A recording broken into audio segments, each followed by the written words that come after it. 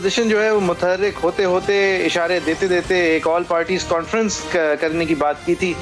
पहले ईद के बाद होनी थी, अब मुहर्रम के बाद होनी है, इंशाअल्लाह के साथ होनी है। फजलुर रहमान साहब मुतहर्रिक करने की कोशिशें कर रहे हैं। शहबाज शरीफ साहब जो कि लीडर ऑफ द ऑपोजिशन है, उनका किरदार उसके अंदर कुछ खास नहीं है, एट बेस्ट आप ये कह सकते हैं। बिलावल भुट्टो ज़रदारी साहब भी बड़ी कोशिशें कर रहे हैं। फिर पीपल्स पार्टी ने एक बार फिर मार्कर रखा है कि अब हम एक बार फिर से चेयरमैन सेनेट को, इस दफ़ा जिस तरह चेयरमैन सेनेट को हटाने के लिए 64 लोग खड़े हुए थे और 50 ने वोट दिया था,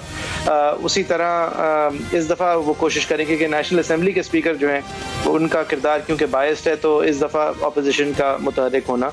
उससे साबित होगा। बहुत क्लियर है कि एपीसी की तरफ बिल्कुल बात अब बढ़ रही है और आप हुकूमत के रिएक्शन से ये बता सकते हैं कि अब वो एपीसी को संजीदा ले रहे हैं। नवाज शरीफ साहब की सेहत के हवाले से हुकूमती राय जो है वो खासकर नुमाया तौर पे सामने जब ही आती है जब उन्हें खदशा होता है कि नवाज शरीफ साहब जो हैं वो शायद कोई सियासी रोल भी प्ले कर सकते हैं। और ये खबरें कि उनकी फजलुर रहमान साहब से जो है कुछ राब्ते हुए हैं और शायद एपीसी के हवाले से उनका भी इनपुट शामिल होगा और फिर यानी कि हुकूमती खदशा के पीएमएल नून उनके अंडर गैल्वेनाइज होके एपीसी में भी जाएगी और फिर उसका जो एजेंडा है उस पर अमल दरामद की तरफ बढ़ेगी। एपीसी भी फिर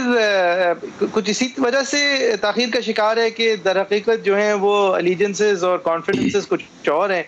और सबके सामने जो है वो कुछ और हैं।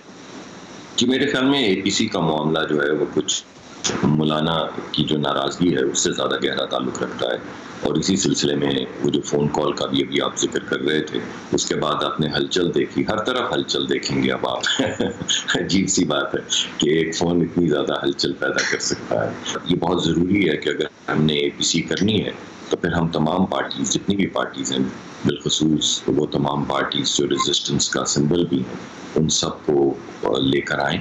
उन सब से एक इत्तेफाक राय के साथ लेकर आगे चलें। थोड़ा जिक्र करना चाहता था मीर हासिल बिजंजो साहब का कि जब मैंने वो रेजिस्टेंस की बात की तो वो एक रेजिस्टेंस का और जमहूरियत का सिंबल रहे हैं और बहुत बड़ा नुकसान हुआ है मुल्क को भी, मुल्क की जमहूरियत को भी। तो मगर बहरहाल खुदा की मर्जी, ज़िंदगी अल्लाह की अमानत होती है, अल्लाह उनको जन्नत फिरदौस में जगह अता फरमाए और हमारी नई लीडरशिप भी